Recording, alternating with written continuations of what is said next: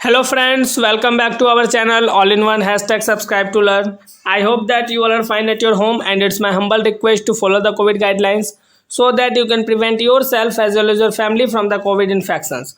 So now let's move to our topic. You are thinking about in the previous video I told you that we will not to discuss about a new thing.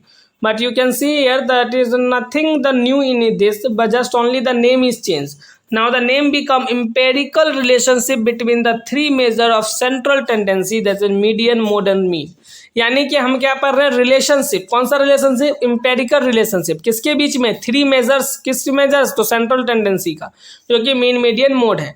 तो उस पर हमने देखा तो क्या इसके बीच में relation है कि three median is equal to mode plus two mean. ठीक है, two mean plus mode is equal to three median. अब इस पे हम लोग मिसलेनियस क्वेश्चन देखेंगे। मिसलेनियस क्वेश्चन मतलब क्या कि जो कि मिला हो मीन मीडियन मोड तीनों से। तो क्वेश्चन क्या है देखिए, 100 surnames were randomly picked up from a telephone directory and the distribution of the number of letters of the English alphabet in the surnames are obtained as follows।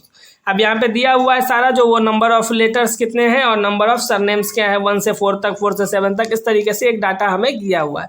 हमें करना क्या है, determine the mean median and mode. देखिए रहे median and mean numbers of letters in the surname, also find the model size of the surname. Model size भी find out करना है। Simply आप कह सकते हैं मीन मीडियन मोड हमें फाइंड आउट करना है। तो सबसे पहले जैसे ही मीन मीडियन मोड तीनों निकालना है तो हमारा जो यहाँ टेबल है वो काफ़ी लॉन्ग हो जाएगा। देखिए अगर हम लोग सिर्फ अगर मीडियन की बात करते तो हमें बस यहीं तक निकालना पड़ता, कॉम्युलेटिव फ्रीक्वेंसी तक। मतलब क्लास निकालते, क्लास के साथ क्लास मार्क लेते, फ्रीक्वेंसी लेते और कॉम्युलेटिव फ्रीक्वेंसी लेते। क्योंकि मीन भी ऐड है इसलिए अब यहाँ पर जो है यूआई का एक और एक एफ आई इंटू यू आई का, ये दो टेबल एक्स्ट्रा हो गया। तो इसमें मुझे नहीं लगा टेबल आपको फिर से एक्सप्लेन करने की जरूरत है, फिर भी मैं थोड़ा बहुत कर देता हूँ। एक्स आई आप जानते हैं मिड वैल्यू निकालते हैं तो 1 + 4 5/2 यानी 2.5 हो गया। बाद बाकी फ्रीक्वेंसी टोटल गिवन ही है, कम्युलेटिव फ्रीक्वेंसी कैसे निकालते हैं आपको पता ही है। उसके साथ साथ यू आई निकालने का फॉर्मूला ए किसी को मानते हैं, आप यहाँ देख रहे हैं ए हमने किसको माना है 11.5 को, तो उसके आधार पे हमने यहाँ पे यू आई निकाला है एस से डिवाइड करके, यानी स्टेप डेविएशन मेथड को हमने फॉलो करने की कोशिश की है, और की ही नहीं है बल्कि किया है। अब हमें यहाँ क्या क्या जो गिवन चीज़ें हैं यानी जो हमने निकाला है उसके हिसाब से हमें क्या पता चल रहा है मीन के लिए। देखिए तो ए हो गया 11.5, एच हो गया 3, सब में 3 का डिफरेंस है, यानी कि 4 से 7 के बीच में, 7 से 10 के बीच में, इस सब में 3 का डिफरेंस है। समेशन ऑफ एफ आई हो गया 100 और summation of F I into U I हो गया -106, जो कि आप यहाँ देख रहे हैं माइनस और प्लस वाले को ऐड करने पर।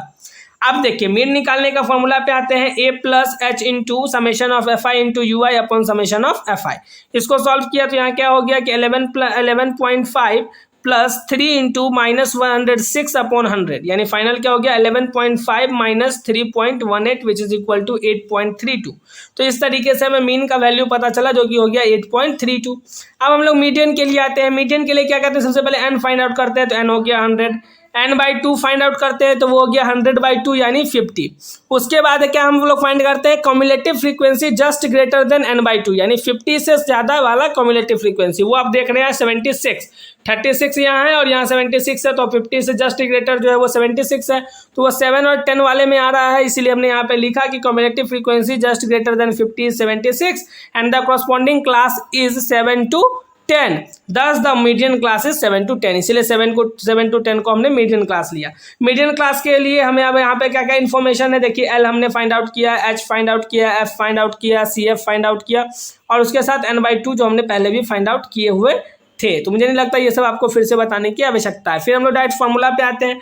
तो मीडियन के लिए फार्मूला लिया L plus H into n/2 minus C F upon F.